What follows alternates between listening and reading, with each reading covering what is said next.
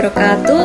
Saya Ayu Puspita Ningrum, mahasiswa Universitas Terbuka dengan NIM 877620057. Saya berasal dari UT UPBJJ Bandar Lampung, Pokjar Salut Gemilang Rumbia. Kali ini saya akan mempraktikkan praktikum mata kuliah IPA, yaitu mengenai struktur sistem pencernaan. Happy for watching.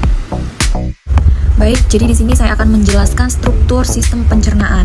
Jadi, sistem proses pencernaan makanan mengalir secara berurutan, mulai dari mulut hingga dikeluarkan melalui anus. Yang pertama ada mulut. Mulut sendiri yaitu adalah gerbang utama tempat makanan masuk. Di dalam mulut terjadi pencernaan mekanis oleh gigi dan kimiawi oleh enzim.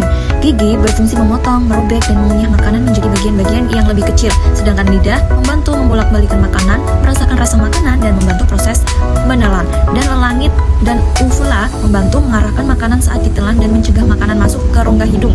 Untuk kelenjar ludah, yaitu menghasilkan air liur yang mengandung enzim pitalin atau amylase untuk mengubah amilum karbohidrat menjadi glukosa atau maltosa serta membasahi makanan agar mudah ditelan. Urutan selanjutnya ada faring dan esofagus atau juga disebut kerongkongan. Setelah dikunyah, makanan yang berbentuk gumpalan lunak akan diteruskan ke bawah, yaitu ada faring. Faring yaitu saluran persimpangan antara rongga mulut, rongga hidung, dan kerongkongan. Ada katup bernama epiglotis yang menutup tenggorokan agar makanan tidak masuk ke saluran pernapasan. Yang selanjutnya ada esofagus.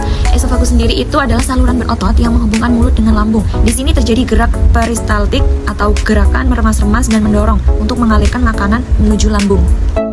Selanjutnya ada lambung atau ventriculus. Makanan ditampung di dalam lambung dan mengalami pencernaan secara mekanis atau dinding lambung meremas makanan dan kimiawi selama beberapa jam.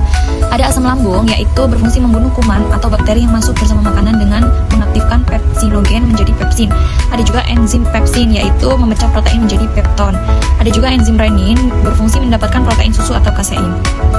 Selanjutnya ada hati atau organ aksesori pendukung pencernaan. Sebelum makanan masuk ke usus halus, ada 3 organ penting di sekitarnya yang membantu memproduksi zat pencernaan. Terlihat di bagian tengah gambar ya. Yang pertama ada hati, yaitu berfungsi menghasilkan cairan empedu yang berfungsi untuk mengemuliskan lemak. Kantong dan saluran empedu berfungsi menyimpan dan menyalurkan cairan empedu ke usus 2 belah jari. Ada juga pankreas dan saluran pankreas, yaitu berfungsi menghasilkan enzim pencernaan penting seperti amilase pankreas, tripsin, dan lipase yang dialirkan ke usus halus untuk memecah zat makanan lebih lanjut. Struktur selanjutnya ada usus halus atau intestinum tenuum, merupakan tempat terjadinya pencernaan kimiawi secara maksimal dan penyerapan sari-sari makanan. Usus halus dibagi menjadi 3 bagian, yaitu yang pertama ada usus 12 jari, berfungsi tempat bermuaranya saluran empedu dan pankreas. Makanan dicerna secara kimiawi oleh enzim-enzim tersebut. Yang kedua, usus kosong, yaitu melanjutkan proses pencernaan zat makanan yang belum selesai di duodenum. Yang ketiga ada usus penyerapan, berfungsi sebagai bagian akhir usus halus, tempat sari-sari makanan atau nutrisi diserap oleh pembuluh darah untuk diedarkan ke seluruh tubuh. Struktur selanjutnya ada usus besar. Sisa makanan yang tidak bisa diserap di usus halus akan masuk ke usus besar. Di sini tidak ada lagi pencernaan makanan, melainkan ada kolon, yaitu berfungsi menyerap air dan garam mineral dari sisa makanan serta membusukkan sisa makanan dengan buatan bakteri E. coli menjadi feses. Selanjutnya ada usus buntu. Bagian awal usus besar, umbai cacing berperan sedikit dalam sistem imun pertahanan tubuh. Namun jika tersumbat bisa menyebabkan penyakit usus buntu. Dan struktur selanjutnya yang terakhir ada rektum dan anus. Jadi rektum itu tempat penyimpanan sementara fases atau kotoran sebelum dikeluarkan. Ketika rektum penuh, maka saraf akan mengirimkan sinyal ke otak sehingga kita merasakan mulas. Untuk anus sendiri yaitu lubang pelepasan di ujung saluran pencernaan yang berfungsi untuk mengeluarkan fases dari dalam tubuh atau proses defekasi. Jadi kesimpulan dari struktur sistem pencernaan yaitu pencernaan manusia merupakan satu kesatuan saluran yang berkesinambungan atau kontinu dan bekerja secara sistematis. Secara garis besar kesimpulannya dapat dibagi menjadi 3 poin utama. Yang pertama ada alur kerja yang teratur, yaitu proses pencernaan berjalan secara urut dari atas ke bawah, dimulai dari ingesti, memasukkan makanan di mulut, digesti, penghancuran di mulut, lambung, dan usus 12 jari, absorpsi atau penyerapan nutrisi di usus halus, dan penyerapan air di usus besar, hingga defekasi, yaitu pembuangan sisa di anus. Setiap organ tidak bisa bekerja sendiri tanpa peran organ sebelumnya.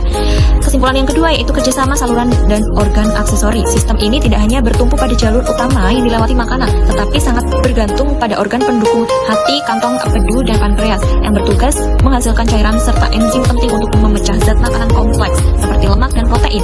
Untuk kesimpulan yang terakhir yaitu kombinasi 2 jenis pencernaan.